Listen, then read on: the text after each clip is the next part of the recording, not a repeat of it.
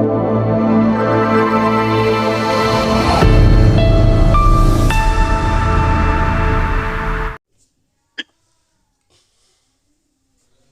బలలో పాల్గొనడానికి మునుపుగా కొన్ని లేఖన భాగాలు చూసుకొని తర్వాత దేవుని బలలో మనము యోగ్యమైన రీతిలో పాల్గొన్నట్లు ప్రభు మనకు సహాయం చేయగలరు. ஆன்லைன் கேஸ்ல நம்ம போறதுக்கு முன்னாடி சில வேதாந்த வசனங்களை நம்ம தியானித்து நம்ம முன்னாடி 1 కొరింథీ 11వ అధ్యాయము 28వ వచనము యథావిధిగా చదువుకుందాం. 1 Corinthians chapter 11 verse 20. 1 కొరింథీయులకు రాసిన పత్రిక 11వ అధ్యాయం 28వ వచనం. అందరూ కూడా కలిసి చదవండి. But let man examine himself and so let him eat of the bread.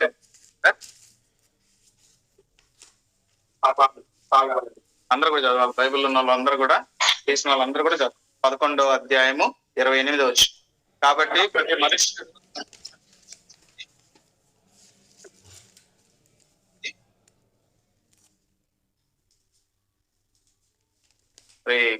గత సంవత్సరం మన మొదటి వాగ్దానం ఏంటండి? கடந்த ஆண்டு நம்மளோட ఇక్కడ ఉంది, చూసి కూడా చెప్పేయచ్చు. కాబట్టి నేను మీకు స్థలం సిద్ధపరచడానికి వెళ్ళొచ్చాను. తర్వాత ఈ సంవత్సరం రెండో వాగ్దానం కూడా అదే యోహాను రాసిన సువార్త 14వ అధ్యాయము 27వ వచనం నుండి ప్రభు ఇచ్చినాడు. యోహాను సువిశేషం 14వ అధ్యాయం 27వ వచనం. ఆ మాట అందరం కూడా మంచి చదువు, అందరూ కలిసి చదువు. 27వ వచనము యోహాను రాసిన పత్రిక 14వ అధ్యాయము 27వ వచనం. యోహాను సువార్త, క్షమించండి, యోహాను సువార్త 14వ అధ్యాయం 14వ అధ్యాయం 27వ వచనం. 27వ వచనం చదవండి.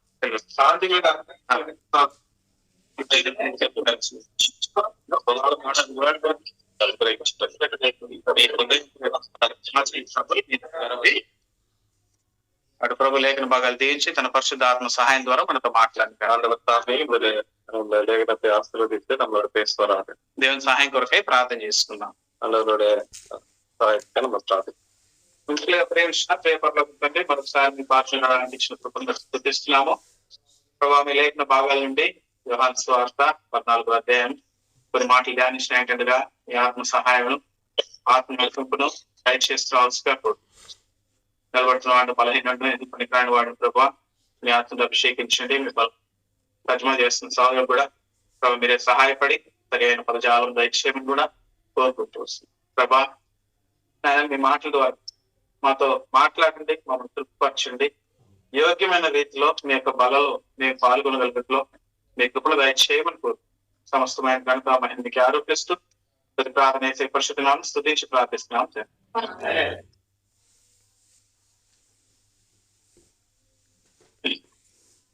కాబట్టి యోహాను రాసిన సువార్త 13వ అధ్యాయం నుండి మనం చూసుకున్నట్లయితే యోహాను సువిశేషం 13వ అధ్యాయం మనం పాడతాము.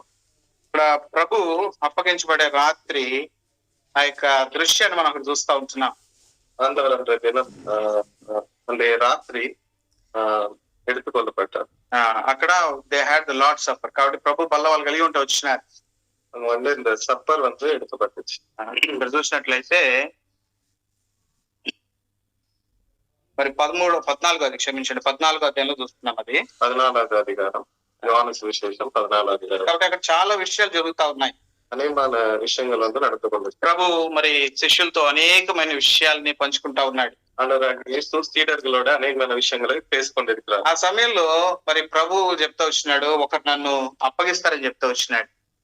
அப்பேற்பட்ட சமயத்துல ஆண்டவராக இயேசு சொல்கிறார், என்னை வந்து ஒரு ஆள் வந்து எடுத்துக்கொள்வாங்க. కాబట్టి మరి చూస్తూ వచ్చినట్లయితే 13వ అధ్యాయము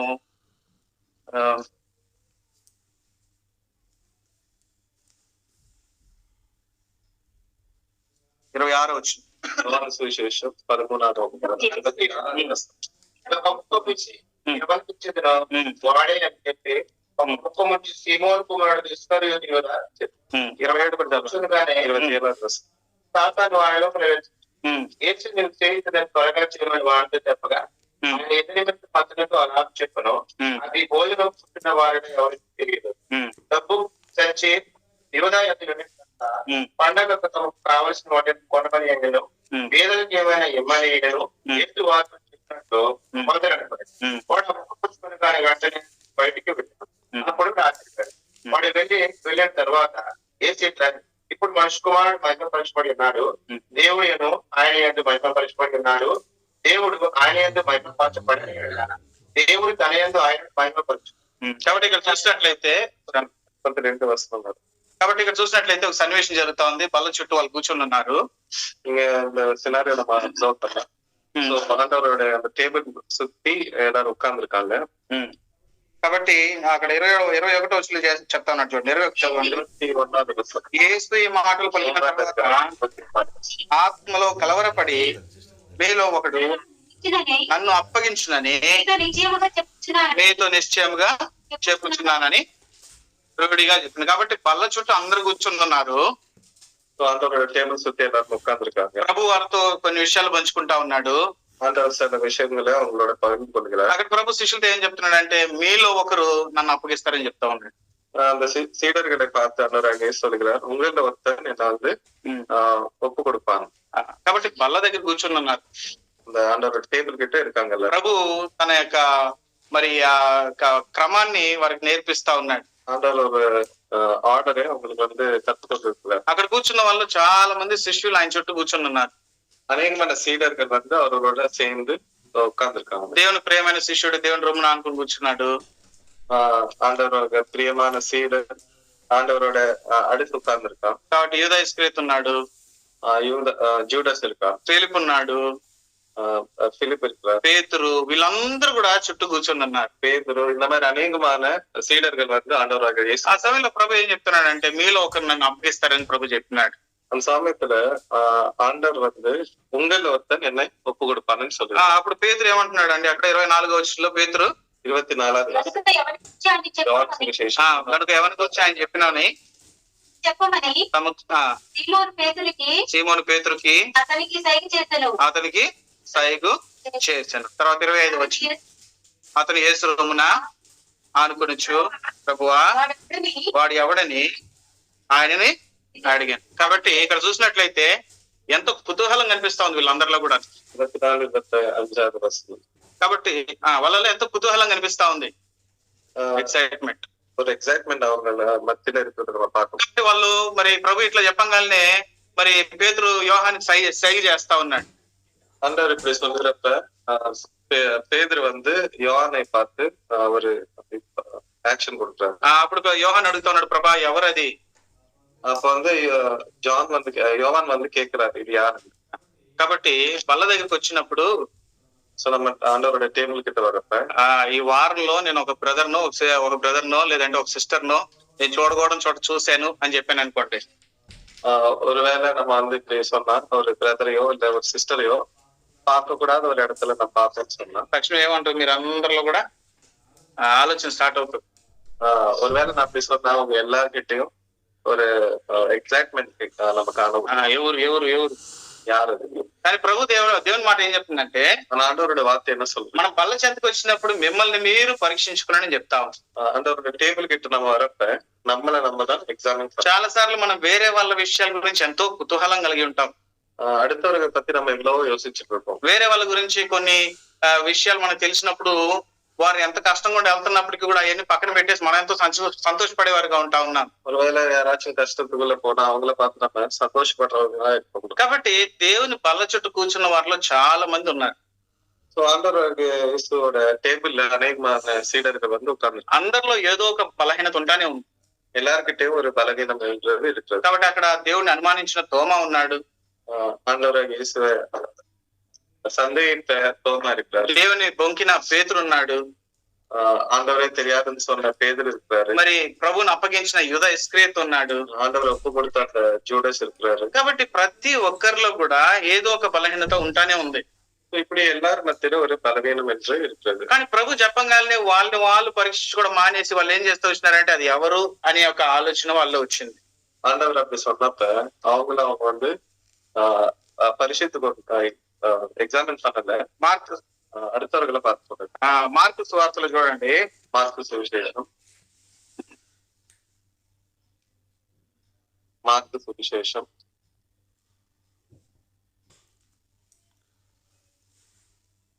14వ అధ్యాయము 14వ అధికారం 50వ వచనం, 50-51. చదవండి సిస్టర్ గట్టిగా ఉంది. అప్పుడు వారందరూ ఆయనను విడిచి పారిపోయారు. 51. తన దిగంబర శరీరము మీద నారబట్ట వేసుకుని ఉన్న యొక్క పడుచువాడు ఆయన వెంట వెళ్తుండగా పట్టుకొని విడిచి దిగంబరుడై పారిపోయాను.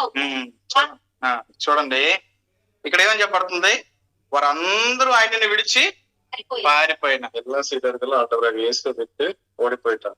చాలా సార్లు ఇక్కడ చెప్పుకున్నాం మనం, అనేక చాలా సార్లు చెప్పుకున్నాం. వేరే వాటి நம்ம இதை பத்தி பேசணும். కాబట్టి బాప్తిజం తీసుకునేటప్పుడు మనం అందరం కూడా తీర్మానాలు తీసుకున్నాం. సో நம்ம எல்லாருமே பேப்டிசம் எடுக்கிறப்ப అనేకமான తీర్మానాలు నింద అయినా, శ్రమ అయినా, అవమానమైన, కష్టమైన, బాధ అయినా, మరి ఖడ్గమైనా, ఏదైనప్పటికీ కూడా దేవుని కొరకు నేను నమ్మకంగా నిలబడతానంటారు. எப்பேற்பட்ட கஷ்டம் வந்தாலும், எப்பேற்பட்ட சோதனை வந்தாலும், கத்தியானாலும், வாழ்வானாலும், சாவானாலும் நான் ఆండవరాగా యేసుకాండి నా జీవితాన్ని చదువు. పేతురు కూడా అదే మాట అంటున్నాడు. చూడండి యోహాను సువార్త 13వ అధ్యాయం 37 వచనం. యోహాను సువిశేషం 13వ 36, 37 చదవండి. 36, 37. 13వ అధికారం 30. అందుకు పేతురు, యోహాను సువిశేషం, ప్రభువా నేను ఎందుకు ఇప్పుడు నీ వెంట రాలేను? నీ కొరకు నా ప్రాణము పెట్టుదనని ఆయనతో చెప్పగా, యేసు నా కొరకు నీ ప్రాణము పెట్టుదువా, ముందు ఆయనను ఎరుగవని ముమ్మార్లు చెప్పక ముందు కోడికోయినని నీతో నిశ్చయముగా చెప్పుచున్నాను. 37 కూడా చదవరండి. కాబట్టి అక్కడ పేతురు ఏమంటున్నాడు, ప్రభువా నీతో ఎక్కడి వరకు వస్తుందంట, ప్రాణం పెట్టడానికనే సిద్ధమంటా ఉన్నాడు. பேதுரு வந்து ஆண்டவராக இயேசுகிட்ட சொல்றாரு, ஆண்டவரே உமக்காண்டி என்னோட வாழ்க்கையும் நான் தியாகம் செய்வேன். ప్రభువా నీ కొరకు ఎంత దూరమైన వెళ్తాను, உமக்காண்டி எவ்வளவு தூரமா இருந்தாலும் நான் போவேன். ప్రభా నీ కొరకు కష్టమైన, నష్టమైన, ఎక్కడికి వెళ్ళి సువార్త చేయమన్నా, ఎక్కడికి వెళ్ళి నీ పరిచయం చేయమన్నా చేస్తాను. ஆண்டவரே உங்களுடைய ஊழியக்காண்டி, உங்களுடைய సేవకాండి నేను ఎவ்வளவு దూరమా இருந்தாலும் நான் போவேன். కాబట్టి అట్లా చెప్పిన మనము అనేక సార్లు మన తీర్మానం మీద మనం నిలబడలేము. நம்மளும் இப்படிதான் பேதுரு மாதிரி தான் சொல்லி கொண்டு இருந்தோம். ஆனா இப்ப வந்து நம்மளோட வாழ்க்கை எக்ஸாமின் பண்ணா அந்த மாதிரி இல்ல. కాబట్టి ప్రభు ప్రతి ఒక్కరు బలహీనతలు ఎరిగిన వాడిగా వారందరిని కూడా అదేనో వారిని బలపరుస్తూ వచ్చినాడు ఆయన. సో அவங்களோட பலகீனங்கள்லாம் ஆண்டவருக்கு தெரியும், இருந்தாலும் அவர் வந்து ஒன்னும் பேசாம. మార్కు సువార్త 14వ అధ్యాయంలో మనం చూసినట్లుగా వారందరూ ఆయనను విడిచిపెట్టి పారిపోయినారు. మార్కు సువిశేషం 14వ అధికారంలో பார்த்த மாதிரி சீடர்கள் எல்லாருமே ஆண்டவரை விட்டு போன மாதிரி நம்ம பாக்குறோம். అనేక సార్లు తీర్మానం తీసుకున్న మనము అనేక రీతిలో நம்ம வந்து இந்த டெசிஷன் எடுத்தோம். మరి తీర్మానం తీసుకున్నాము, நம்ம வந்து அந்த டெசிஷன் எடுத்து దేవుని కొరకు నిలబడతామని. ஆண்டவராக இயேசுக்காக நான் விட்டேன்னு சொல்லி మందిరంలో ఎవరినో ఒక్క మాట అన్నారు అనుకోండి, ஆனா அந்த சபையில யாராச்சும் ஒரு ஆளு ஏதாவது சொன்னா మరుసటి వారం మందిరానికి రా, அடுத்த வாரம் வந்து நம்ம సభకి వరపా. ఏమంటే ఏం కేటా ఆ సోదరుడు ఆ సోదరి నేను ఇట్లా మాట్లాడినా, సోదరి ఇలా நம்ம సోదరుడి మధ్య சொன்னாరు. కాబట్టి మనం ఏం చెప్తాం, దేవుని కొరకు ఎంత అయినా భరిస్తాం అంటాం. ஆனா நம்ம டெசிஷன் எடுக்கிறப்ப நம்ம என்ன சொல்லுவோம்னா, ஆண்டவராக இயேசுக்காண்டி எந்த நிந்தையும் நம்ம సైతేன்னு சொல்லுவோம். ప్రభు ఏం చెప్పినాడు, ఒక చెంప మీద కొడితే ఇంకో చెంప చూపించమన్నాడు కదా. ஆண்டவராக இயேசு என்ன சொன்னாரு, ஒரு அரை யாராச்சும் கொடுத்து இன்னொரு அரைக்காண்டி நம்ம கண்ணத்தை காணிக்கணும்னு சொன்னாரு. కొట్టి చూడండి ఇప్పుడు. யாராச்சும் வந்து நம்மள அடிச்சா எப்படி இருக்கும்? ఒక చెంప కొట్టక ముందు 2 చెంపలు వాయించేస్తారు. அவன் வந்து நம்மள அடிக்கிறதுக்கு முன்னாடி நம்ம அவங்கள வந்து தாடி செய்வோம். కాబట్టి మన తీర్మానము మరి స్థిరమైనది కాదు. நம்மளோட டெசிஷன் வந்து ஒரு ஸ்ட்ராங் ஆனதா இது. వేషధారులుగా మనం జీవిస్తా ఉంటున్నాం ఈ లోకంలో. நம்ம வந்து ஒரு வேஷதாரியா நம்ம வாழ்ந்து கொண்டிருக்கோம். కాబట్టి గలతీయులకు రాసిన పత్రిక 2వ అధ్యాయం 20వ వచనం చూసినట్లయితే, గలతీయులు నేను క్రీస్తుతో కూడా సిలువేయబడి ఉన్నాను, ఇక జీవించి వాడని నేను కాను, క్రీస్తే నా యందు. కాబట్టి మనం ఎప్పుడైతే బాప్తిజం తీసుకున్నామో, దేవుని కొరకు తీర్మానం తీసుకున్నామో, రక్షించబడినామో, మనం క్రీస్తుతో కూడా సిలువేయబడిన వారిగా ఉంటా ఉన్నాం. நம்ம எப்ப ஆண்டவருக்காண்டி ஒரு டெசிஷன் எடுத்து நம்ம வந்து ஞானஸ்நானத்துல பெற்றுக்கொள்றோமோ அப்ப வந்து நம்ம ஆண்டவரோட ஒரு சரீரத்துல ஒரு ஆளாது జీవిస్తున్నది మనం కాదు కానీ క్రీస్తే మన యందు జీవించాలి. సో நம்ம வந்து வாழ்கிறது நம்ம இல்லை, அந்த యేసుதான் நம்ம உள்ள வாழ்கிறார். కాబట్టి దేవుని ప్రేమించే వాళ్ళు దేవుని ఆజ్ఞలను పాటించే వారిగా ఉంటారు. సో ఆండవரை నేసిக்கிறவங்க வந்து ఆండవరుடைய కట్టడகளை பின்பற்றுவாங்க. దేవుని ప్రేమించేవారు ఆయన చెప్పిన మాటలు వినేవారిగా ఉంటారు. அவருடைய கட்டளைகளை வந்து நம்ம பின்பற்றுவோம். ఆ మాట యోహాను సువార్త 14వ అధ్యాయంలో దేవుడు చెప్తా ఉన్నాడు. యోహాను సువిశేషం 14వ అధికారం. యోహాను సువిశేషం 14వ అధికారం 21వ వచనం 21వ వచనం.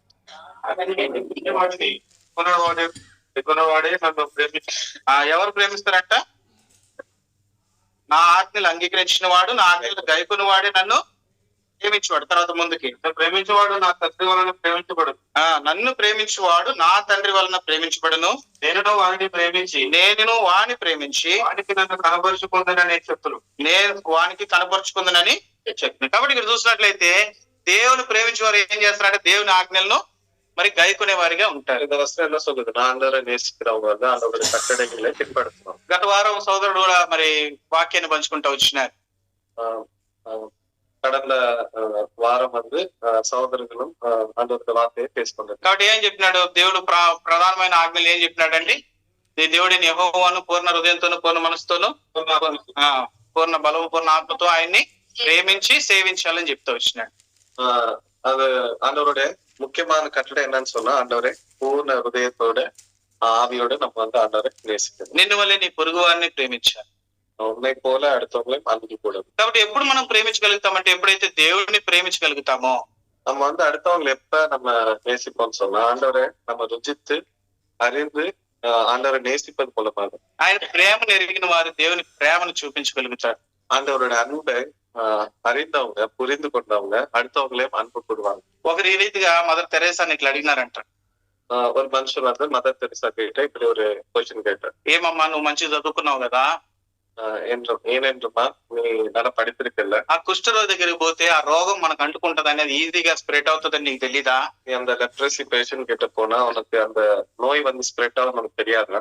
కాబట్టి అంత దుర్వాసన వస్తా ఉన్నాడు, இவ்வளவு நாற்றம் அடிக்குது அந்த ஆள் கிட்ட, మరి ఎంతో రోగిగా ఉన్నాడు, அவ்வளவு ரோகத்துல அவர் இருக்காரு. ఆయన దగ్గరికి వెళ్ళి ఆయన శుభ్రం చేసి ఆయన ఎంతగా నువ్వు చూస్తా ఉన్నావు కదా, அவரை வந்து அவ்வளவு கிளீன் செய்து நீ வந்து அவ்வளவு భద్రమా నీ పాతుకుంది. కాబట్టి ఎందుకు ఇవన్నీ చేస్తా ఉన్నావు? ఎదనాల இதெல்லாம் நீ செய்யற. కాబట్టి ఆమె చెప్తా వచ్చిందంట. அப்ப வந்து மதர் தெரிஞ்சு என்ன சொன்னாங்க? మరి ప్రభు చెప్పినాడు కదా, ஆண்டவர் சொன்னாரு இல்ல, నేను రోగిగా ఉన్నప్పుడు నన్ను చూడడానికి వచ్చినావు, నా రోగి இருந்தப்ப நீ வந்து என்ன பார்த்த, నేను వస్త్రం అడుగున్నప్పుడు నాకు వస్త్రాన్ని ఇచ్చినావు, நான் வந்து ஆடை இல்லாம இருந்தப்ப நீ வந்து எனக்கு ஆடை, నేను ఆహారం లేకుండా ఉన్నప్పుడు నాకు ఆహారం పెట్టినావు, நான் வந்து பசியோடு இருந்தப்ப எனக்கு வந்து ஆகாரத்தை கொடுத்தேன். కాబట్టి ప్రభువా మేము ఎప్పుడు చేసినామంటామంట. சோ ஆண்டவர் அப்படி நம்மளோட கேக்குறப்ப நம்ம சொல்லுவோம்னா நம்ம வந்து இப்படி பதில் கொடுப்போமா, ஆண்டவரே நாங்க எப்பவுமே இந்த மாதிரி కార్యங்களை செய்தது. కాబట్టి ఆమె చెప్పింది, ప్రభుని నేను వీరిలో మరి చూసుకొని దేవుని నేను సేవిస్తా ఉన్నాను. సో ఆండవரை வந்து இப்பேற்பட்ட మనుషుల్ని నేను பார்த்து இதெல்லாம் செய்யறேன்னு சொன்னேன். కాబట్టి నేను దేవుని శాంతమా ఆ మాత్రం దేవుని ఎంత దేవుని సేవించినా కూడా నేను రుణస్థురాలనే చెప్తూ వచ్చిందంట. நான் எவ்வளவு செய்தாலும் ஆண்டவருக்கு வந்து நான் இன்னும் செய்ய வேண்டியத இருக்கிற கடமைப்பட்டிருக்க ஆளுன்னு சொல்றேன். కాబట్టి ప్రభుని ఎంతగా ప్రేమిస్తూ వచ్చిందంటే, మదర్ తెరీసా வந்து ஆண்டவர் எவ்வளவு அன்பு கொடுத்தாங்கன்னா ఆ ప్రేమను ఆమె సేవాభావంగా చూపిస్తా వచ్చింది. அந்த அன்பை அவங்களோட வாழ்க்கை மூலமே அவங்க வந்து కానిచ్చు கொடுத்தாங்க. కాబట్టి ఈ దినాలలో మనలలో ఎవరైనా ఆ రీతిగా చేయాలంటే ఎవరు కూడా చేయలేరు నాకు తెలుసు. ஒருவேளை இன்றைய நாள்ல நம்ம யாராச்சும் செய்யணும் మదర్ తెరీసా மாதிரி நம்மள யாராலும் முடியாது. సొంత పిల్లలకు గాని సొంత తల్లిదండ్రులకు గాని మరి సొంత వారికి చేయాలన్నా కూడా మనం ఎంతగానో మరి విసుక్కునే వారిగా అసహించుకునే వారిగా ఉంటా ఉన్నాం. நம்ம சொந்த குடும்பத்துல இருக்க நம்ம பிள்ளைங்களையோ இல்லைன்னா நம்ம ఫ్యామిలీ మెంబర్సే நம்ம வந்து கண்டுக்கிறதே இல்லை. అటువంటిది మనం వేరే వాళ్ళకి చేయాలంటే అసలు మనం చేయలేము. அப்படிப்பட்ட நம்ம அடுத்தவங்களுக்காண்டி நம்ம எப்படி செய்ய முடியும்? ఆ రీతిగా దేవుని ప్రేమను చూపించలేము. మనము దేవుని ప్రేమిస్తాం అనేది అబద్ధమే. அப்படி இருக்கிற நம்ம அந்த சூழ்நிலையில நம்ம ஆண்டவரை நேசிக்கிறேன்னு சொன்னா அதே ஒரு பொய். కాబట్టి అంత దూరం వెళ్లాల్సిన అవసరం లేదు, కానీ அவ்வளவு தூரம் நம்ம போக வேண்டிய அவசியம் இல்லை. అది మరి ఎక్స్ట్రీమ్ లెవెల్, అది ఎక్స్పర్ట్ లెవెల్ అనుకోవచ్చు. அது ஒரு హైయెస్ట్ లెవెల్. కాబట్టి మనం దేవుని ప్రేమిస్తున్నామని తెలియాలంటే మన సంఘంలో ఉన్న వారిని ఒకరికొకరు దేవుని ప్రేమను కనపరిచే వారిగా మనం ఉండాలి. அது ஒரு சிம்பிள் வே நம்ம சொல்லணும்னா நம்ம சபையில இருக்கிற ஒவ்வொருவரை நம்ம வந்து அன்பு கூடாது. మన కుటుంబస్తులకి దేవుని ప్రేమను చూపించే వారికి ఉంటాం. நம்மளோட சொந்த குடும்பத்துக்கு ஆண்டவருடைய அன்பை நம்ம வெளிப்படுத்தணும். నశించిపోయే ఆత్మల పట్ల దేవుని ప్రేమను చూపించే వారికి మనం நசித்து போற ஆவிகளுக்கு நம்ம வந்து ஆண்டவருடைய அன்பை காண்பிக்கணும். కాబట్టి దేవుని ప్రేమిస్తున్నామని చెప్తున్నాం కానీ మనలో ఇటువంటి ప్రేమ కలిగి లేకుండా మనం దేవుని పనుల్లో ఏమాత్రం కూడా పాల్పొందలేము. ஆண்டவராக இயேசுவை நம்ம எல்லாரும் நேசிக்கிறோம், அன்பு கூடுறோம் சொல்லுகிறோம். ஆனா அது நம்முடைய வாழ்க்கையில காமிக்கிறதே. కాబట్టి పేతురు చెప్తా వచ్చినాడు, ప్రభువా నేను నిన్ను ప్రేమిస్తున్నానయ్యా. பேதுரு சொன்னார், ஆண்டவரே நான் உங்களை நேசிக்கிறேன். ప్రభువా నీ కొరకు నేను చనిపోవడానికైనా సిద్ధమే. ஆண்டவரே உமக்காண்டி நான் என்னோட வாழ்க்கையை నేను త్యాగం செய்வேன். మరి అంతగా మాటలు చెప్పినాడు కానీ ప్రభువుని పట్టుకొని వెళ్ళిపోయినప్పుడు మరి దూరంగా ప్రభువుని వెంబడిస్తా ఉన్నాడు. அவ்வளவு பேசின அந்த பேதுரு ஆண்டவரை அவங்க கொண்டு போறப்ப ஒரு வார்த்தையும் அவன் பேசுவாங்க. ఒకసారి ఒకసారి కాదు 2 సార్లు కాదు 3 సార్లు ప్రభువుని పొందుతున్నాడు. 3 వాటి ఆండవర్ తెలియదని அவர் சொன்னார். ఆయన ఎవరో నాకు తెలియదండి, அவர் யாருன்னு எனக்கு தெரியாது, ఆయనకి నాకు సంబంధం లేదు, அவருக்கும் எனக்கு எந்த சம்பந்தம் అని దూషించడం ప్రారంభించినాడంట. அந்த மாதிரி அவர் வந்து பேசினார். మరి తోమా చూసినట్లయితే ఆయన గాయాలలోనే వేలు పెడితే కానీ నమ్మనని చెప్తా వచ్చినాడు. சீடர் தோமாவை நீங்க பரிசீலித்து பார்த்தீங்கன்னா அவரோட గాయంగల్లో என்னோட கையை நான் வைத்தால் தவிர நான் வந்து அவரை విశ్వసి. యోధా ఇస్కరియోతు చూసినట్లయితే అల్పమైన దాని కొరకు, వ్యర్థమైన దాని కొరకు, తనకు సంతోషం సమాధానం ఇవ్వలేని దాని కొరకు మరి ఆశపడి ప్రభుని అప్పగిస్తూ వచ్చినాడు. ஜூடஸ் நம்ம வந்து பரிசீலித்து பார்த்தா ஒன்றுக்கும் உதவாத இந்த உலகத்தை நேசித்து ఆండవరే ఒప్పు கொடுத்துவிட்டார். కాబట్టి సిలువ వేయబడిన యేసుని మళ్ళా మనం సిలువేస్తున్నామని పౌలు చెప్పినట్లుగా మన అనేక పర్యాయాలు మన జీవితంలో మన తప్పిదముల ద్వారా, మన తప్పిపోటు ద్వారా ప్రభుని మరలా మనం సిలువేసే వారిగా ఉంటా ఉన్నాం. இவனுமாய் பவுல் பத்தன் சொன்ன மாதிரி ஆண்டவராக இயேசுவை అనేకமார் நம்ம வந்து சிலுவையில திருப்பி இட்டுப்போம்.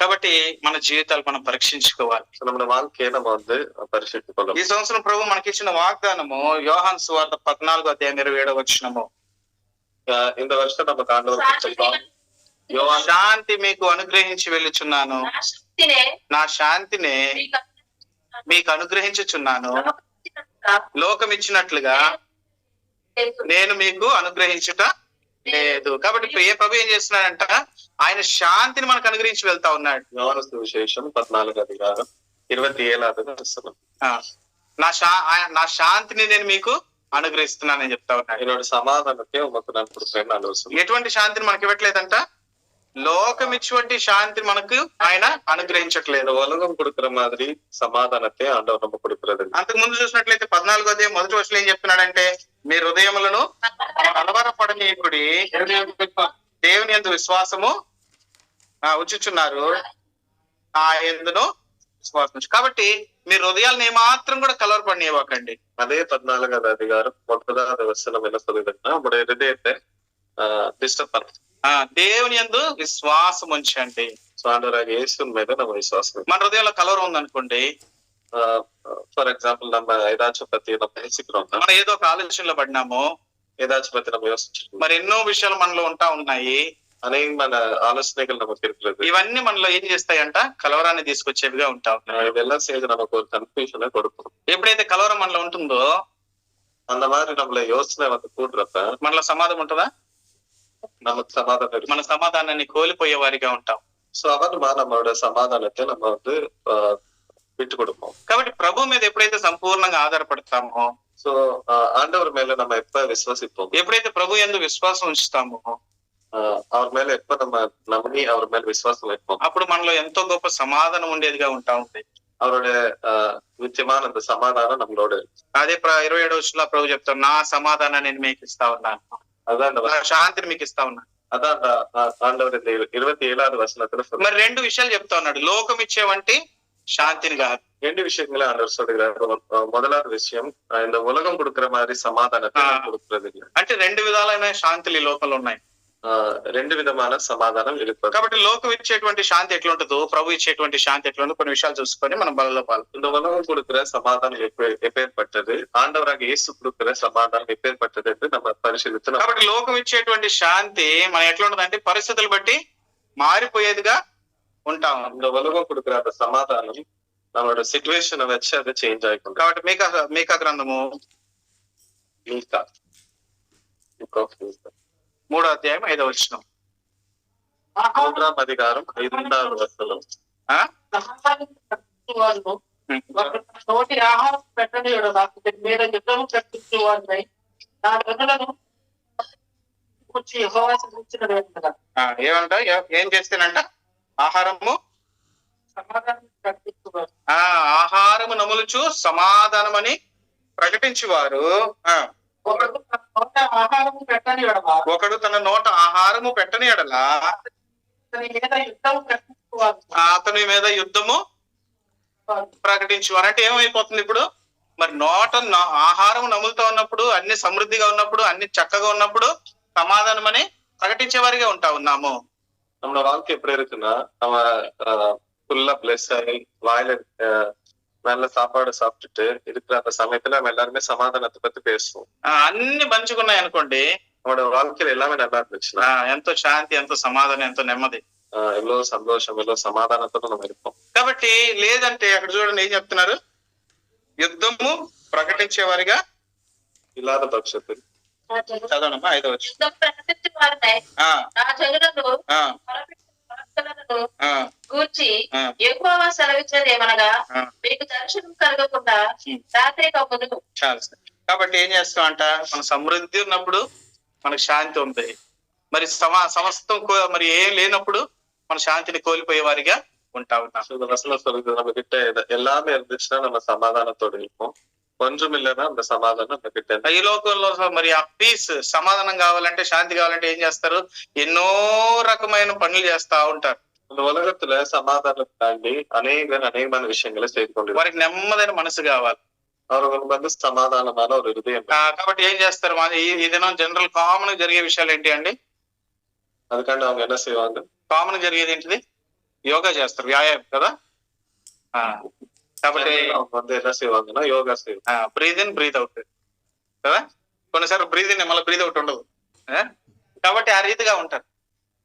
సో అప్పుడు இருப்பாங்க. కాబట్టి నెమ్మది కావాలి, హృదయంలో శాంతి కావాలి, సో హృదయத்துல సమాధానం, సంతోషం వేணும். ఏదో ఒక విషయాన్ని బట్టి లోకంలో మనం ప్రతి ఒక్కరు కూడా ఏదో ఒక విషయాన్ని బట్టి కలవరపడే వారిగా ఉంటా ఉన్నాం. ஏதாச்சும் ஒரு விஷயத்துக்காண்டி நம்ம எப்படி யோசனைகள்னால நம்மளோட சமாதானத்தை நம்ம வந்து விட்டு கொடுக்கிறோம். ఏదో ఒక విషయాన్ని బట్టి భయాన్ని చెందే వారిగా మనం ఉంటా ఉన్నాం. ஏதோ ஒரு விஷயத்துக்காண்டி நம்ம வந்து பயப்படுகிறோம்ல, మరి తెలియకుండా మనలో ఎంతో అలజడి కలిగేదిగా ఉంటా ఉంది. நமக்கு தெரியாமே நம்ம எவ்வளவு யோசனையில நம்ம நிறந்தவங்களா இருக்கிறோம். తద్వారా మన హృదయంలో సమాధానం ఏమాత్రం కూడా ఉండదు. அதனால நம்ம హృదయத்துல வந்து సమాధానమే இல்லை. కాబట్టి కొన్ని విషయాలను బట్టి మనం కొన్నిసార్లు సమాధానం కలిగి ఉండొచ్చునేమో, சில விஷயத்தினால சில சமயத்துல நம்ம சமாதானத்தோட இருக்கலாம், అది కూడా పరిస్థితులు బట్టి మారిపోయేదిగా ఉంటా ఉంటాం. அது ஒரு சில நேரத்துக்கு மாத்திரம். అనగా ఒక మాటలో చెప్పుకోవాలంటే ఈ లోకం ఇచ్చే శాంతి ఎటువంటిదంటే పరిస్థితులను బట్టి మారిపోయేటువంటి శాంతి లోకం మనకు అనుగ్రహిస్తా ఉంది. இந்த உலகம் கொடுக்கிற சமாதானம் வந்து ஒரு நொடியில மட்டும்தான் இருக்கிற மாதிரி இருக்கு. రెండవది నిర్గమకాండము ఎక్సోడస్ 34వ అధ్యాయము 34వ అధ్యాయం 12వ వచనం. 12వ వచనం. నీవు ఎక్కడికి వెళ్ళుచున్నావో నిబంధన చేసుకోకుండా జాగ్రత్త పడము, అది ఒకవేళ నీకు ఉరి కావచ్చును. కాబట్టి మీరు వారి బొమ్మ చాలండి. కాబట్టి అది ఏమవుతుందంట, మీరు ఎక్కడికైనా వెళ్ళినప్పుడు నిబంధన చేసుకుంటారు. ఈ దేశాలు కూడా మనం ఏం చేస్తాం, చాలా సార్లు చూస్తూ ఉంటాం కదా, ఒక దేశం ఇంకొక దేశం ప్రధానమంత్రులు కలిసి ఏదో సంతకాలు పెట్టినట్టు ఇట్లా ఫోటోలు తీసుకొని మరి ఫైళ్లు మార్చుకుంటా ఉంటారు. நம்ம ஜெனரலா பார்த்தா ஒவ்வொரு தேசங்களும் நிறைய ஒப்பந்தங்கள் செய்து கொள்ளும். ఏం చేస్తారండి, పీస్ ట్రీటీ అంటారు వాటిని. அது வந்து சமாதான உடன்படிக்கை. కాబట్టి సమాధానం ఒప్పందం చేసుకుంటారు వాళ్ళు. அப்பேற்பட்ட உடன்படிக்கையில அவங்க செய்வாங்க. కాబట్టి అయ్యా మీరు మేము మరి ఫ్రెండ్స్ గా కలిసి ఉండాలి, நம்ம 2 பேரும் ஒரு நல்ல ఫ్రెండ్స్ மாதிரி இருக்கணும். ఈ దినాలలో ఎలక్షన్ల దగ్గరికి వస్తున్నాయి కాబట్టి చాలా చూస్తా ఉన్నాం మనం న్యూస్లలో. இப்ப எலெக்ஷன்ஸ் நேரிட்டு வர்றதுனால இந்த மாதிரி விஷயங்கள் அநேகமான விஷயங்களை நம்ம பார்க்க முடியும். ఒకప్పుడు వాళ్ళు తిట్టుకునే వాళ్ళు, ஒரு சமயத்துல அவங்க 2 பேரும் சண்டை போட்டு, ఇప్పుడు పరిస్థితులు బట్టి ఏం చేస్తున్నారు, వీళ్ళిద్దరు కలిసి వేరే వాళ్ళని తిడతా ఉన్నారు. இப்ப సిచ్యువేషన్ మారిన அதனால இவங்க 2 பேரும் சேர்ந்து వేరే ஒரு ஆளை திட்டுவாங்க. ఎందుకంటే ఓట్ల కోసం. ఎదుకంటే ఓటు. మనం కూడా అట్టే చేస్తాం చాలా సార్లు, நம்மளும் அதே மாதிரி సపోర్ట్ కొరకు. ஒரு సపోర్ట్.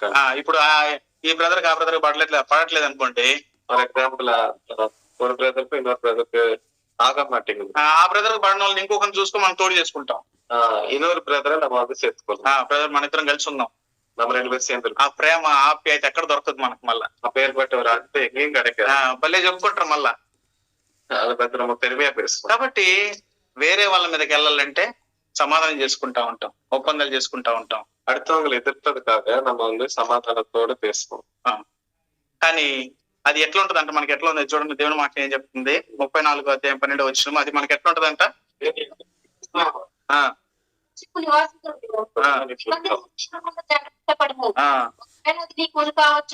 ఉరి కావచ్చు. అంటే మనం చేసుకునే ఒప్పందము, లోకంతో మనం చేసుకునే సమాధానము, లోకంతో మనం చేసుకునే కాంప్రమైజ్ మనకి ఎట్లా అవుతుందంట, మనల్నే చిక్కులో పెట్టే ఉరిగా మారొచ్చని ప్రభు మాట చెప్తా ఉంటా ఉంటాయి.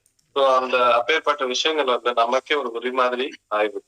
కాబట్టి అది ఎట్లుందండి, ఒక బలహీనమైన పునాది వలె ఉంటా ఉంది. అది ஒரு బలమిల్లాத ஒரு మైల్ స్టోన్ மாதிரி. ఆ యొక్క బంధం ఎప్పుడైనా తెగిపోవచ్చు, అది எப்ப வேணாலும் விழுந்து పడినా, ఆ యొక్క కట్టడి ఎప్పుడైనా పడిపోవచ్చు. அந்த కట్టడం కట్టడం అంతా எப்ப வேணாலும் விழுదు, ఎప్పుడైనా కూడా పడిపోవచ్చు. కాబట్టి అది స్థిరమైనది కాదు. సో అది స్థిరమైనది. కాబట్టి based on the compromising with the world and making peace, అంటే ఈ లోకంతో రాజీ పడిపోయి మనం కలిసి ఉంటే బాగుంటది, మనం సమాధానంగా ఉండొచ్చు అని చెప్పేసి మనం ఏం చేస్తామంటే, అనేక విషయాల్లో అనేకులతో వ్యర్థంగా మనం ఏం చేస్తామంటే రాజీ పడిపోతా ఉంటాం.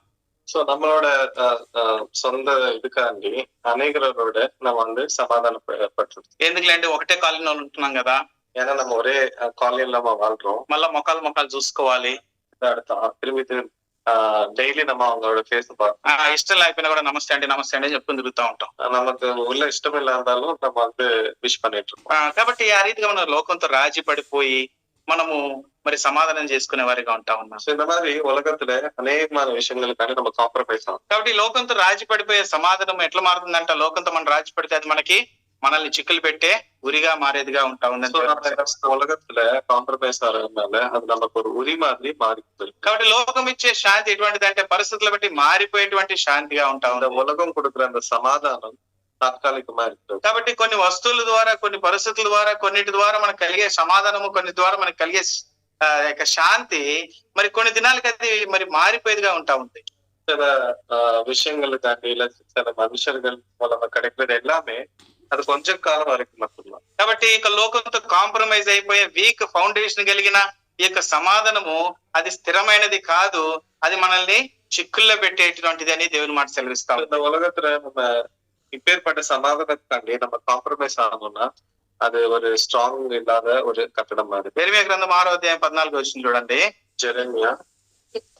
యెరెమీయా గ్రంథము 6వ అధ్యాయము 14వ వచనం. యెరెమీయా చాప్టర్ 6 సమాధానము లేదని సమాధానము లేని సమయంలో సమాధానము అని చెప్పచ్చు. నా ప్రజలకున్న గాయమును మాత్రమే పైన మాత్రమే బాగు చేయుదురు. కాబట్టి సమాధానమే లేదు, அவருக்கு సమాధానమే இல்லை. ఆ సమయంలో ఏం చెప్తారంట, సమాధానం అని చెప్పి వారి గాయంలో ఏం చేస్తారంట, పైన మాత్రమే బాగు చేసేవారిగా. அப்பேற்பட்ட சமயத்துல அவங்க என்ன சொல்லுவாங்கன்னா, மேலாப்ல நாங்க சமாதானம் சொல்லிட்டு இருப்பாங்க.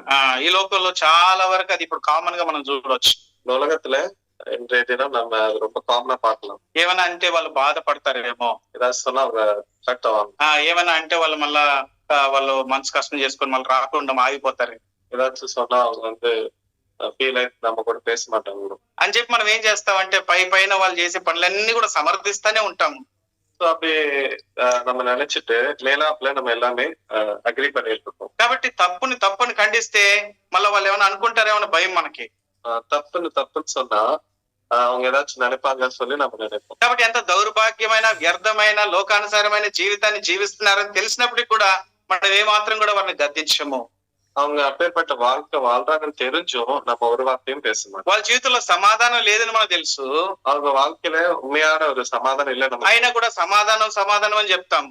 இருந்தாலும் நம்மளும் சமாதானம் పాపంలో లోకంలో నశించిపోతున్నారని తెలుసు, இந்த உலகத்துல நசித்து போறாங்க நமக்கு. అయ్యా దేవుడు నిన్ను తప్పక ఆశీర్వదిస్తాడని చెప్తా ఉంటాము. ஆனா ஆண்டவராக இயேசுவை நிச்சயமா ஆசீర్వదిப்பாరని நம்ம சொல்லுவோம். దేవుని మాట ఏం చెప్తుందంటే, నా ఆజ్ఞలు మరి చూడండి, సంఖ్యాకాండం 28వ అధ్యాయం Numbers, book of Numbers, chapter 28, chapter 28. Okay.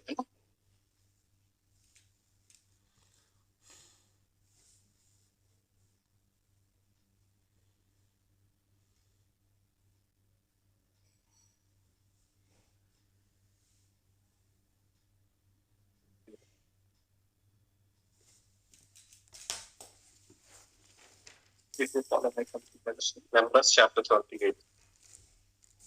20, క్షమించండి, ద్వితీయోపదేశకాండం 28వ అధ్యాయం.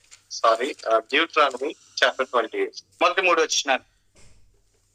దేవుని దేవుడైన యెహోవా మాట నీవు నీ దేవుడైన యెహోవా మాట శ్రద్ధగా విని నీకు ఆయన ఆజ్ఞలన్నిటిని అనుసరించి నేడు నీకు నేను అనుగ్రహించే ఆజ్ఞలన్నిటిని అనుసరించి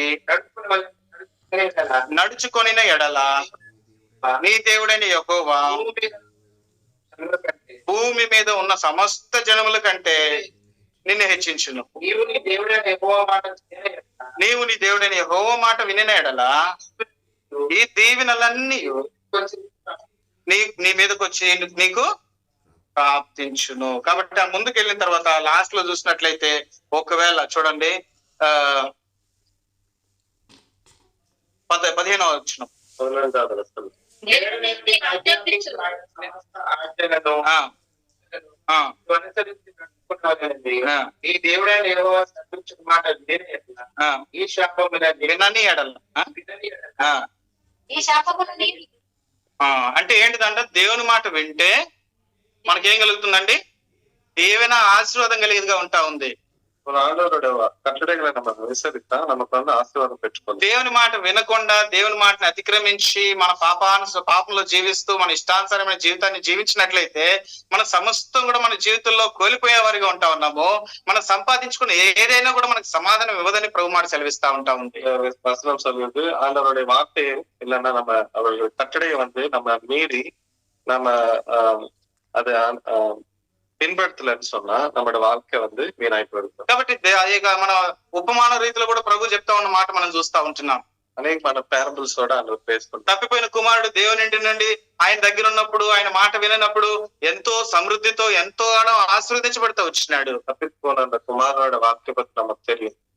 కాబట్టి తండ్రి యొక్క ఆశీర్వాదాన్ని బట్టి తను ఆశీర్వదించబడుతూ వచ్చినాడు. సో அந்த தகப்பனோட ஆசீர்வாதத்தினாலதான் அந்த குமாரன் ఆ ఆశీర్వాదాన్ని అంతా తన జీవితంలో చూసుకొని నాకు ఇంకేం తక్కువలే అనుకున్నాడు ఆయన. அந்த ஆசீர்வாதத்தை பார்த்துக்கொண்டு என்னோட வாழ்க்கைக்கு என்ன குறைவுன்னு ఇంకా తన ఇష్టానుసారమైన జీవితాన్ని జీవించడం కొరకు ఆయన ఏం చేసినాడంట, సమస్తాన్ని కూడా సమకూర్చుకొని దూర దేశానికి వెళ్ళిపోయినాడంట. సో அந்த ఆశీర్వాదங்கள்லாம் எடுத்துக்கொண்டு దూరమా ஒரு தேசத்துக்கு அவர் ஓடிపోయి దూర దేశానికి వెళ్ళిపోయి ఎట్లాంటి బ్రతుకు బతికినాడు అంటే వ్యర్థమైన బ్రతుకుతూ వచ్చినాడు దేవుని మాట చెప్తా ఉంటా ఉంది. அந்த தப்பிப்போன குமாரன் దూరమైన ఒక దేశத்துக்கு పోయి ஒரு వీణాన ஒரு வாழ்க்கையை அவர் வாழ்ந்து கொண்டு வந்தார். కాబట్టి తన దగ్గర సమస్త ఉన్నప్పుడు తన దగ్గర ఆశీర్వాదం ఉన్నప్పుడు అందరూ మంచిగానే తన చుట్టూ ఉంటా వచ్చినారు. அவர்கிட்ட அந்த ஆசீர்வாதம் பெற்றப்ப அநேகமானவர்கள் வந்து அவங்களோட கூட்டமா சேர்ந்துட்டாங்க. కాబట్టి సమస్తాన్ని కూడా పోగొట్టుకున్నాడు.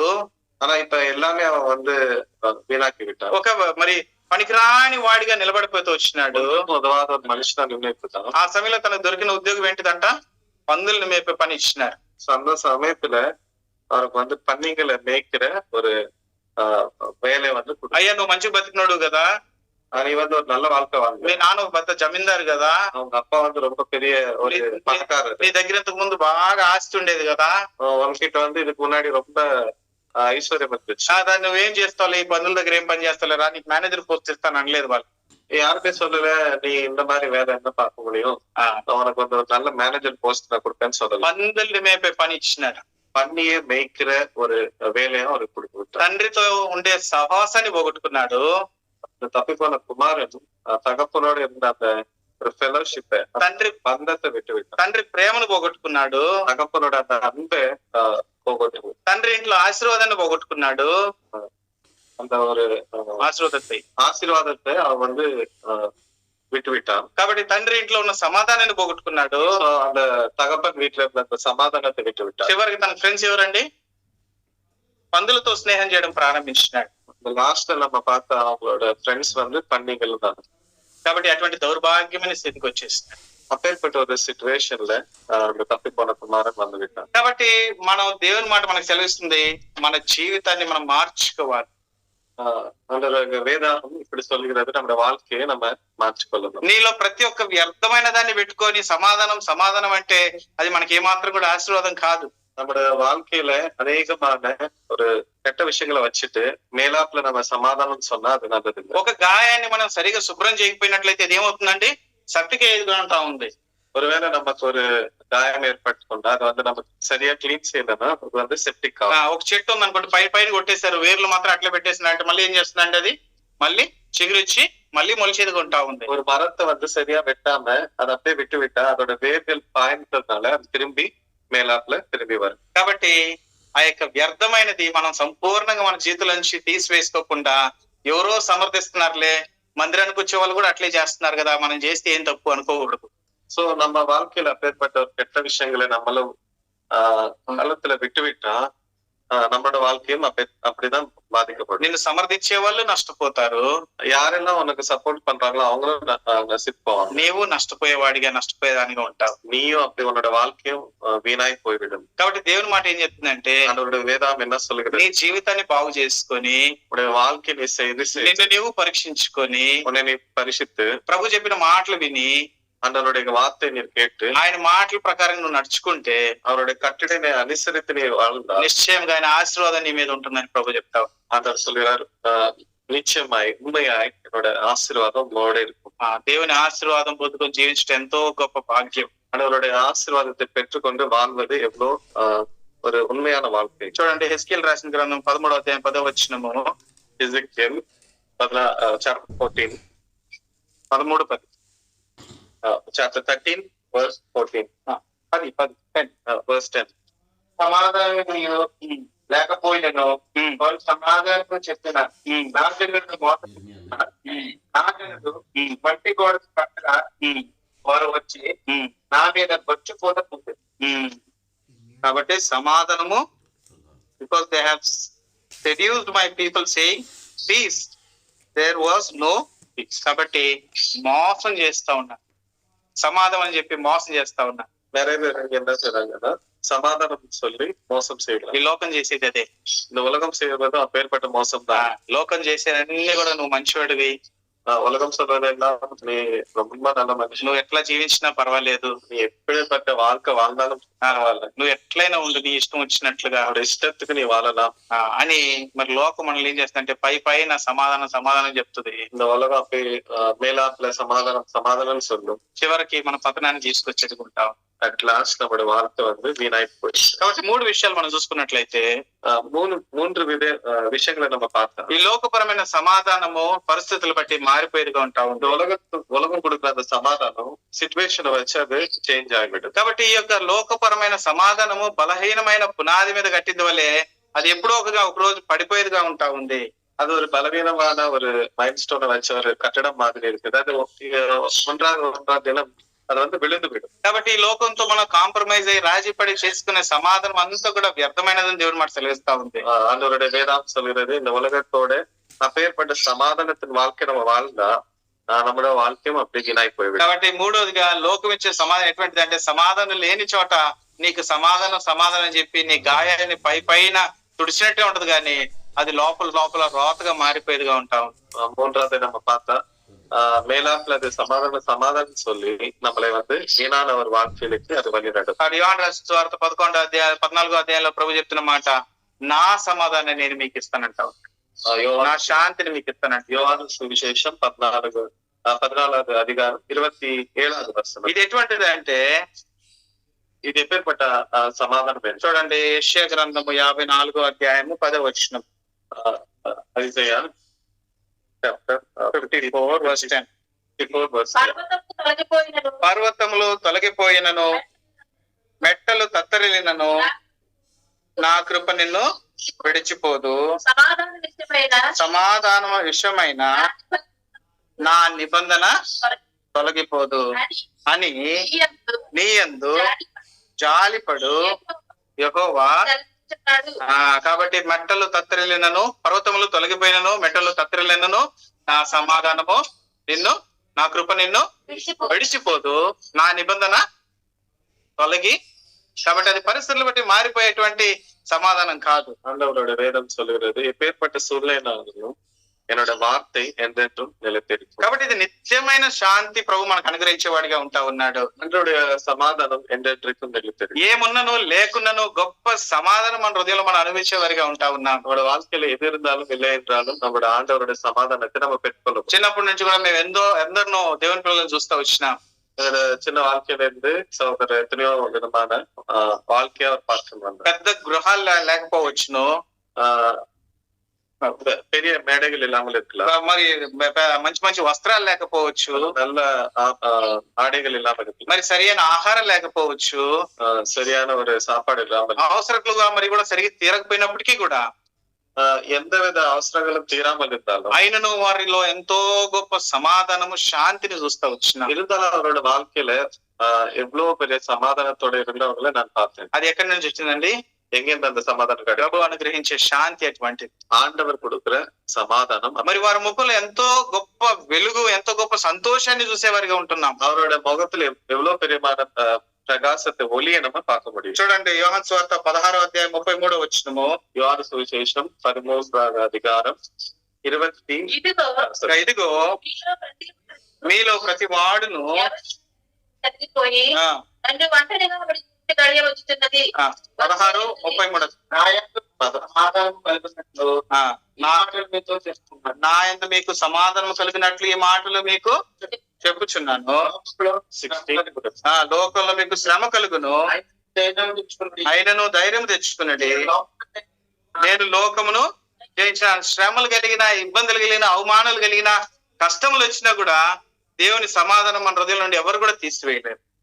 எந்த விதமான கஷ்டமா இருந்தாலும் எப்பேற்பட்ட சூழ்நிலை இருந்தாலும் ஆண்டவருடைய சமாதானத்தை நம்மள இருந்து யாரும் பறிக்க முடியாது. అపోస్తలుల కార్యాలు చూసినట్లయితే దేవుని నామం కొరకు వారు సిగ్గు అవమానం పొందడానికి కూడా వారు ఎంతగానో సంతోషిస్తూ వచ్చినారు. சோ நம்ம அந்த புக் ஆஃப் ஆக்ட்ஸ்ல நம்ம பார்த்தா ஆண்டவருக்காண்டி எப்பேற்பட்ட ஒரு சோதனை இருந்தாலும் அவங்க எதிர்கொண்ட சித்தமா இருப்பாங்க. ఫిలిప్పీ 4వ అధ్యాయం 6-7 వచనాలు చూద్దాం. Book of Philippians chapter 4 verse 6 and 7. దేనిని గూర్చి చింతపడకుడి, కానీ ప్రతి విషయములోను ప్రార్థన విజ్ఞాపన చేత మీ విన్నపములు దేవునికి తెలియజేయండి. అప్పుడు సమస్త జ్ఞానమునకు మించిన దేవుని సమాధానము యేసు క్రీస్తు వలన మీ హృదయములకును మీ తలంపులను చూసారు. ఎవరి సమాధానం అంటే సమస్త జ్ఞానమునకు మించినటువంటి సమాధానాన్ని ప్రభు మనకు అనుగ్రహించేవాడు ఉంటా ఉన్నాడు. எல்லா ஞானத்தை விட உயர்ந்த ஞானமான ஆண்டவராக இயேசுவோட ஞானத்தை நம்ம கொடுப்பாரு. కాబట్టి పర్వతములు తొలగిపోయినా, మెట్టలు తత్తరిల్లినా, మరి నా యొక్క ఏమంటున్నాడు? నా కృప నిన్ను విడిచిపోదు, నా సమాధానము తెలుగు చూడదు, నా నిబంధన తొలగి పోనటువంటి సమాధానం. சொல்லுங்க சார், உலகமே அழிந்தாலும் அந்த மலைகள் அதிர்ந்தாலும் என்னுடைய வார்த்தை என்றென்றும் நிலைத்திருக்கிறது. శ్రమలలోను, అవమానాలలోను, దుఃఖమందును, కష్టమందును ప్రతి విషయంలో కూడా ఆయన సమాధానం నిలిచి ఉండేదిగా ఉంటా ఉంది. சந்தோஷமான சமயத்திலும் துக்கமான சமயத்திலும் எல்லா சமயத்திலும் ஆண்டவருடைய సమాధానం ఎప్పుడు நம்மளோட நிலைத்திருக்கு. లోకం ఇచ్చే సమాధానం ఎటువంటిది అంటే కొన్ని శ్రమలు వస్తే కృంగిపోయే వారిగా ఉంటా ఉన్నాము. உலகம் கொடுக்கிற சமாதானம் எப்பேற்பட்டதுன்னா சில సిచ్యువేషన్స్ நம்ம ఫేస్ பண்றப்ப அதை நம்ம விட்டு போற மாதிரி இருக்கு. కానీ ప్రభు ఇచ్చే సమాధానం ఎటువంటిది అంటే అటువంటి పరిస్థితుల్లో ఇంకను దేవుని నమ్మికతో మన సమాధానం బలపడేదిగా ఉంటా ఉంటుంది. ஆனா ஆண்டவர் கொடுக்கிற சமாதானம் அப்பேற்பட்ட சூழ்நிலை இன்னும் நம்ம அந்த சமாதானத்தை பெற்றுக்கொள்ற மாதிரி இருக்கிறது. దేని గురించి కూడా చింత లేనటువంటి దేవుడిచ్చే ఒక శాంతి సమాధానం. எப்பேற்பட்ட சூழ்நிலை இருந்தாலும் எதை பத்தி நம்ம யோசிக்காம செய்கிறது தான் ஆண்டவருடைய சமாதானம். సమస్త జ్ఞానమునకు మించినటువంటి సమాధానం. எல்லா ஞானத்தை விட உயர்ந்த ஞானத்தை கொடுக்கிற ஆண்டவருடைய, మన ఊహలకు అందటువంటి సమాధానం, நம்முடைய ஆலோசனைகளுக்கு ஏற்படாத ஒரு சமாதானம். పరిస్థితులు ఏ విధమైన పరిస్థితులు వచ్చినా కూడా పరిస్థితులు బట్టి మారిపోయినటువంటి సమాధానం. எப்பேற்பட்ட சூழ்நிலைகள் எதிர்வந்தாலும் நம்ம எதிர்க்கிற ஒரு சமாதானம். దేవుడిచ్చే సమాధానం ఆ రీతిగా మన హృదయంలో నిలిచి ఉండేదిగా ఉంటాం. ஆண்டவர் கொடுக்கிற சமாதானம் அப்பேற்பட்ட విధమా இருக்கிறது. రెండవదిగా దేవుడిచ్చే సమాధానము బలమైన పునాది మీద కట్టినది వలెగా ఉంటా ఉంటుంది. ஆண்டவர் கொடுக்கிற சமாதானம் ஒரு பலமான ஒரு கட்டடத்தை போல இருக்கிறது. చూడండి, కీర్తన 119వ అధ్యాయము, సంగీతం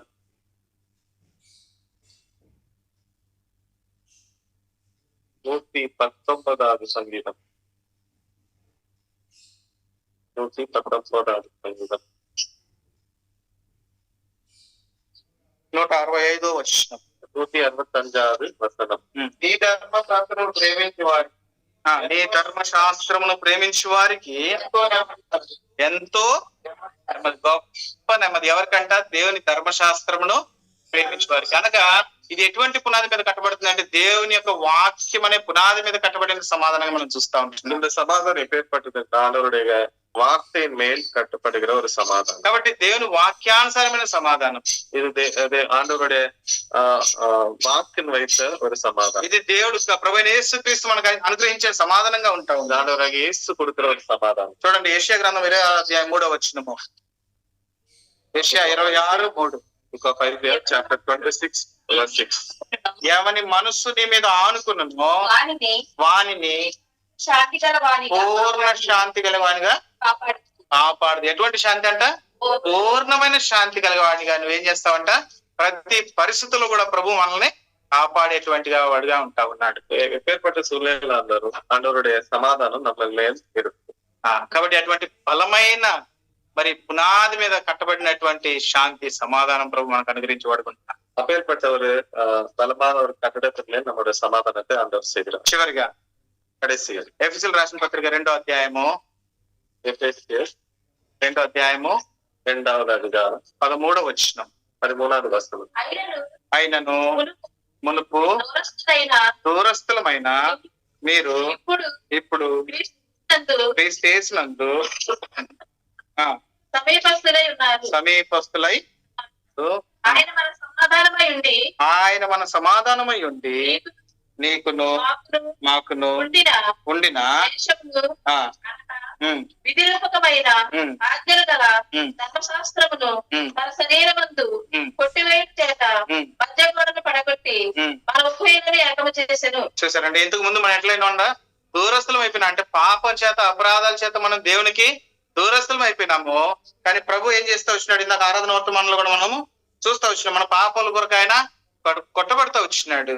புறான ஒரு காலத்துல நம்ம வந்து ஆண்டவருக்கு ரொம்ப தூரமா இருந்தவங்களா இருந்தோம். ஆனா இன்றைய தினம் ஆண்டவரோட சమాధానத்தை நம்ம மேல் வைக்கிறோம். కాబట్టి ఆయన ఏం చేస్తూ వచ్చిన 17వ వచనంలో సమాధానాన్ని మనకి ఏం చేస్తూ వచ్చినాడంట?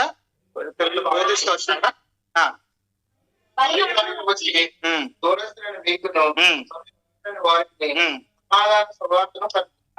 సమాధాన సువార్తను ప్రకటించిన. సమాధాన సువార్త అంటే ఏంటిది?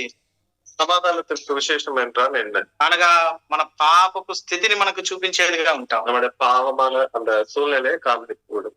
ప్రయాసపడి భారం మోస్తా ఉన్న మనకు దేవుని యొక్క సువార్తను ప్రభు తీసుకొచ్చినాడు.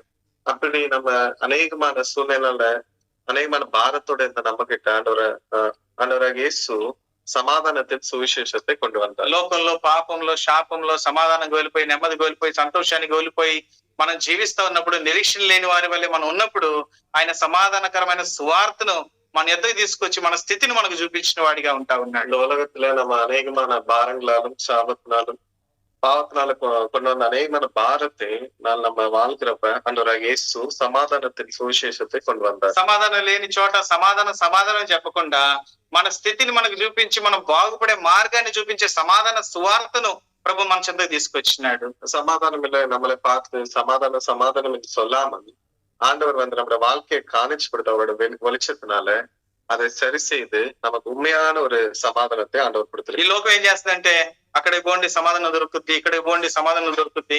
కొంతమంది మానసికంగా దెబ్బతిన్న వాళ్ళకి వాళ్ళు ఏం చేస్తారంటే ఊటి అటువంటి పక్షదామైన స్థలాన్ని తీసుకోబోండి, వాళ్ళ మనసు కొద్ది నెమ్మది పడుతుంది, వారికి నెమ్మది దొరుకుతుంది అంటారు.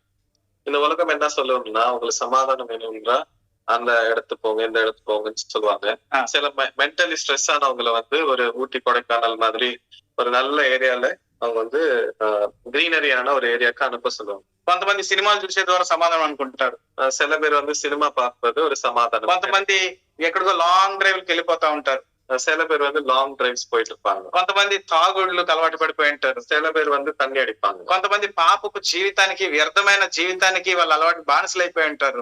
சில பேர் வந்து பாவமான ஒரு வாழ்க்கைக்கு அப்பேற்பட்ட வீணான ஒரு காரியங்களுக்கு அவங்க வந்து தாசர்களை மாறிவிடும். వాళ్ళు ఏమనుకుంటున్నారంటే వీటన్నిటి ద్వారా నాకు సంతోషం కలుగుతుంది అనుకుంటారు. அவங்க என்ன நினைப்பாங்கன்னா இதன் மூலமா எனக்கு சமாதானம் கிடைக்கும்னு நினைப்பாங்க. దీని ద్వారా నాకు సంతోషం కలుగుతుంది, இதனால எனக்கு சந்தோஷம் கிடைக்கும், దీంతో నాకు సమాధానం దొరుకుద్ది, இதோட எனக்கு சமாதானம் கிடைக்கும், ఇదే నా జీవితము இதான் என்னோட வாழ்க்கை అని చెప్పి వారు మోసగించుకునే వారిగా ఉంటా ఉన్నారు. இவனுமய அவங்கள வந்து அவங்களே மோசம் செய்து మనకి ఎంతో మంది తెలుసు, చెప్పాల్సిన అవసరం లేదు. కానీ நமக்கு எத்தனை பேரோ தெரியும் ఈ రీతిగా బ్రతికి జీవించి చివరికి వాళ్ళ జీవితాన్ని వ్యర్థంగా ముగించేసుకున్న వాళ్ళు చాలా మంది మనకు తెలుసు, ప్రముఖులైన వారు. இப்பேற்பட்ட வாழ்க்கைய வாழ்ந்து அவங்க அவங்களோட வாழ்க்கையை எவ்வளமாய் అలిత్తు కొన్నాங்களோ நமக்கு தெரியும். యోహాను సువార్తలో 13వ అధ్యాయంలో మరి బైబిల్ గ్రంథంలోని దేవుని శిష్యుడైన ఒక వ్యక్తిని మనం చూస్తా ఉన్నాము. யோவான் சுவிசேஷம் 13வது அதிகாரத்திலே நம்ம ஆண்டவராகிய இயேசுவின் சொந்த சீடரை நம்ம பார்க்கிறோம். యోధా ఇస్కరియోతు ఆ యొక్క 30 వెండి నాణ్యాల కొరకు ఆశపడి ప్రభుని అప్పగించేసినాడు. யூதஸ் பத்தி நமக்கு தெரியும். 30 వెండి నాణ్యాలకు ఆశపడినాడు, 30 அந்த సిల్వర్ కాయిన్స్ కానీ ఆశ வைத்தார். ప్రభుని అప్పగించేసినాడు, ஆண்டவரை விட்டு விட்டாரு. తర్వాత మరి బల్లలో పాల్గొన్నాడు, அதுக்கப்புறம் அந்த டேபிள்ல பார்ட்டிசிபேட் பண்ணாரு. అంధకారంలోకి వెళ్ళిపోయినాడు. ஆனா அவரு சூழ்நிமான ஒரு இடத்துக்கு போய்விட்டார். లాస్ట్ కి అక్కడికి వెళ్ళిపోయిన తర్వాత వాళ్ళు అన్నారు, మరి వాళ్ళ దగ్గర చెప్తూ వచ్చినాడు, అయ్యా మరి ప్రభుని సిలువేసేటప్పుడు మరి ఏం చేస్తూ వచ్చినాడంటే, అయ్యా నేను నిర్దోషమైన రక్తాన్ని అప్పగించేసినాను, ఈ వెండి నాణ్యాలు నాకు అవసరం లేదు, తీసేసుకోండి అన్నాడు. கடைசியா அவர் லேட்டா அவர் ரெகனைஸ் பண்றப்ப அவர் என்ன சொல்றாருன்னா, இது ஒரு அல்பமான ஒரு இதே வந்து நான் ஆசைப்பட்டேன், ஆனா ஆண்டவரை நான் விட்டு கொடுத்தேன்னு சொல்லி ఈ వెండి నాణ్యాలు நம்ம பார்க்கணும். ఈ వెండి నాణ్యాలు నాకు అవసరం లేదు, இந்த సిల్వర్ కాయిన్స్ எனக்கு வேண்டாம், అయ్యా వీటి కొరకు నేను ఆశపడినాను, இதுக்காக நான் எவ்வளவோ ஆசைப்பட்டேன், ఇవి నాకు సంతోషం ఇస్తాయి అనుకున్నాను, ஆனா இது எனக்கு சந்தோஷம் கொடுக்கல, ఇవి నాకు సమాధానం ఇస్తాయి అనుకున్నాను, இது எனக்கு సమాధానத்தை கொடுக்கும், అయ్యా తాగుడు నాకు సంతోషం ఇస్తాయి అనుకున్నాను, இந்த தண்ணி பழக்கம் வந்து எனக்கு சமாதானத்தை கொடுக்கும், మనం అనుకుంటా ఉండొచ్చు సినిమాలు చూసేది ద్వారా నాకు సంతోషం వస్తుంది అనుకున్నాను, సినిమా பார்ப்பது மூலமா எனக்கு సమాధానం கிடைக்கும், వ్యర్థమైన స్నేహితులతో సహవాసం చేసి ఆ మాటలు ఈ మాట్లాడుకుంటే ఎంతో సంతోషంగా ఉంటది, సమాధానంగా ఉంటది అనుకున్నాము. అన్నెసెసరీగా அந்த ఫ్రెండ్ஸோட பேசுகிறது மூலமாய் எனக்கு வந்து சமாதானம் கிடைக்கும் நான் நினைச்சேன். లోకంలో సమాధానాన్ని వెతికి మోసపోతూ వచ్చినాం. இதே நம்ம எல்லாருமே இந்த உலகத்துல இந்த స్నేహத்துக்காண்டி இந்த సమాధానத்துக்காண்డి நம்ம మోసం చేయబడ్డవர்களாய், లోకం మనకి సమాధానం అని చెప్పి మన యొక్క నిజమైన స్థితిని మనకు కనపరచకుండా మనల్ని ఎంతగానో మరి అపోహకి గురి చేసి మనల్ని మోసం చేస్తా వచ్చింది. இந்த உலகம் உண்மையான சமாதானத்தை காமிக்காம நம்ம கிட்ட இருக்கிற அந்த பொய் அது அதை కామికామ అది வந்து మేలాప్ల సమాధానం என்று சொல்லி வந்தது. చివరికి యూదా ఇస్కరియోతు జీవితం చూసినట్లయితే 30 వెండి నాణ్యాలు నాకు వద్దయ్యా తీసేసుకోండి, ఆయన వదిలిపెట్టండి నాకు కూడా పనికి రాకుండా పోయింది.